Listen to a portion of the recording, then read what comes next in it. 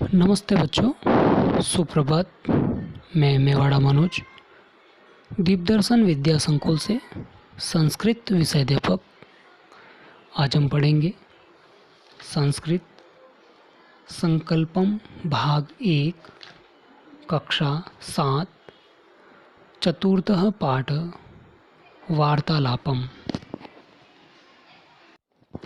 तो हमारे पाठ का नाम है चतुर्थः पाठः वार्तालापम। वार्तालापम अर्थात बातचीत। अब बातचीत जो है वो दो या दो से अधिक लोगों के मध्य होती है। तो हमारा जो ये पाठ है संवाद वाला पाठ है, वार्तालाप वाला पाठ है।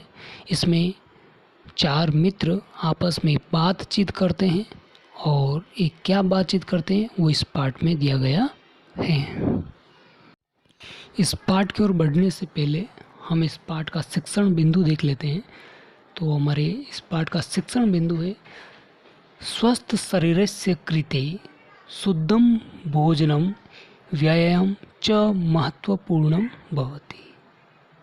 अर्थात यदि हम हमारे शरीर को स्वस्थ रखना चाहते हैं, तंदुरुस्त रखना चाहते हैं, तो हमें क्या करना चाहिए? शुद्ध तो भोजन करना चाहिए। अर्थात हमारा भोजन जो है वो शुद्ध होना चाहिए, उसमें किसी भी प्रकार की कोई मिलावट नहीं होनी चाहिए। दूसरा, व्यायाम अर्थात शारीरिक व्यायाम होना बहुत ज़रूरी है, महत्वपूर्ण बहुत ही, अर्थात बहुत ही आवश्यक है, बहुत ही ज़रूरी है, बहुत ही महत्व वाली वस्तु है। पहला तो शुद्ध भोजन, दूसरा शारीरिक व्यायाम। ये दो वस्तु स्वस्थ शरीर के लिए बहुत ही ज़रूरी होता है।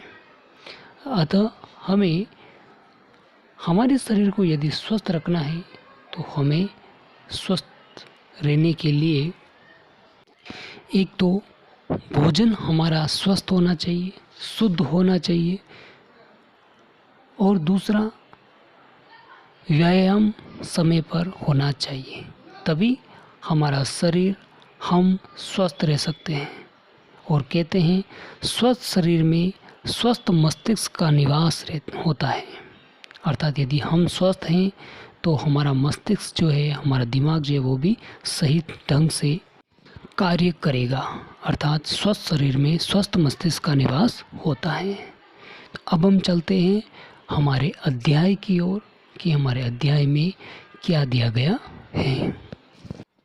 अब देखिए, यहाँ पर आपको एक चित्र दिखाई दे रहा है और इस चित्र के अंदर 4 मित्र दिखाई दे रहे हैं जो आपस में बातचीत कर रहे हैं। चत्वारि मित्राणि मिलित्वा वार्तालापम कुर्वन्ति। अर्थात 4 मित्र आपस में मिल करके बातचीत वार्तालाप करते हैं। अब देखिए, हमारे पाठ का नाम ही वार्तालापम है, अर्थात वार्तालाप कर रहे हैं, बातचीत से संबंधित है।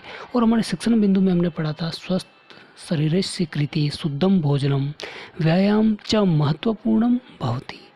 अब देखिए, स्वस्थ शरीर के लिए दिया गया है, व्यायाम की बात की गई है, शुद्ध भोजन की बात की गई है। तो इस वार्तालापम में भी, वार्तालाप में, बातचीत में भी निश्चित रूप से शरीर के स्वस्थ रहने की बात ही कही गई है।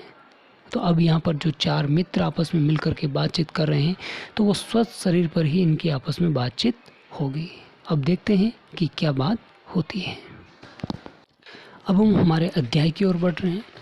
तो हमारे अध्याय में 4 मित्र जो आपस में बातचीत कर रहे हैं उसमें पहला मित्र है जिसका नाम मनोज है। यहाँ पर लिखा है मनोज सुप्रभातम रविंद्र। वह मनोज सुप्रभात कर रहा है रविंद्र से कि सुप्रभात। रविंद्र वापस जवाब दे रहा है सुप्रभातम का वार्ता अस्ति। क्या बात है? सर्वम कुशलम अस्ति। सभी कुशल है, सभी ठीक हैं। रविंद्र मनोज से पूछता है। मनोज उसका वापस जवाब देता है आम सर्वम कुशलम अस्ति। हाँ, सभी ठीक हैं। अरे कमल त्वम किम करोसि। अरे कमल, तुम क्या कर रहे हो, क्या करते हो? अरे कमल, तुम क्या करते हो? कमल वापस जवाब दे रहा है, कमलः अहम प्रातरासम करोमि, मैं सुबह का भोजन कर रहा हूँ, अर्थात नाश्ता कर रहा हूँ।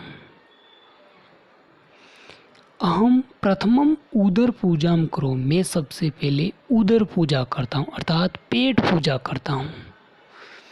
पश्चात किमपि कार्यम, उसके बाद ही मैं कोई भी काम करता हूँ, अर्थात सबसे पहले मैं भूख को शांत करता हूँ, पेट पूजा करता हूँ, उसके बाद ही मैं कोई भी काम करता हूँ। सर्वे हसंती, ये बात सुन करके कमल की सभी मित्र आपस में हंसते हैं। मनोज वापस जवाब देता है, मनोज हसित्वा, हंस करके मनोज जवाब देता है, एतदर्थम त्वम स्थूलः असि, इसीलिए तुम क्या हो? मोटे हो। स्थूलः असि अर्थात मोटे हो। कमल जवाब दे रहा है, गर्वम करोति कथिति च, अपने आप पर गर्व महसूस करते हुए कहता है, अहम शक्तिमान अस्मि, मैं शक्तिशाली हूँ। वागीश इव दुर्बल न अस्मि, इस वागीश की तरह दुर्बल या कमज़ोर नहीं हूँ। मैं शक्तिशाली हूँ, ताकतवर हूँ, मैं वागीश की तरह कमज़ोर नहीं हूँ। वागीश वापस जवाब देता है, वागीश त्वम सदा आपणस्य भोजनम करोसि, तुम हमेशा मार्केट का, बाजार का भोजन करते हो। अतः स्थूला असि, इसलिए तुम मोटे तो हो, न तू शक्तिमान, लेकिन ताकतवर नहीं हो, शक्तिशाली नहीं हो। तुम मोटे तो हो लेकिन ताकतवर नहीं हो, शक्तिशाली नहीं हो। क्यों? क्योंकि तुम बाजार का भोजन करते हो हमेशा। कमल वापस जवाब दिया, तुम कृपणा असि, तुम तो कंजूस हो। अतः आपने से पदार्थम न खादसी, इसलिए तुम बाजार का भोजन या पदार्थ नहीं खाते हो। क्यों? क्योंकि तुम बहुत ज़्यादा कंजूस हो। अब वागीश वापस जवाब दे रहा है, नहीं एतादृशी वार्ता न अस्ति, नहीं ऐसी बात नहीं है। सर्वे कथयन्ति यत् आपणस्य burger, pizza, noodles, chips, Kurkure आदि खाद्य वस्तूनि शरीरस्य कृते हानिकारकानि भवन्ति। वागीश वापस जवाब दे रहा है कि नहीं ऐसी बात नहीं है। सभी कहते हैं कि बाजार का burger, pizza, noodles, chips, Kurkure, ये सभी वस्तुएं शरीर के लिए हानिकारक होती हैं। मनोज वापस जवाब दे रहा है, वागीश सत्यम कथयन्ति, मनोज कह रहा है वागीश सच कहते हो। मम माता सदा कथयति, मेरी माता हमेशा कहती हैं, यत् कि गृहस्य भोजनम एवं स्वास्थ्यकरम भवति, घर का भोजन जो है वो स्वास्थ्य के लिए लाभदायक होता है। आपने से भोजनम न, लेकिन बाजार का भोजन नहीं। रविंद्र कह रहे हैं, रविंद्र वयम भोजने से ऊपरी व्यर्थम कलम कुर्मः, हम सब भोजन के ऊपर बेकार का झगड़ा कर रहे हैं, कलह कर रहे हैं। क्रीडानेन भ्रमणेन अपि शरीरम स्वस्थम भवति, लेकिन खेलने से भ्रमणेन घूमने से शरीर स्वस्थ होता है। सभी सभी हाँ कहते हैं।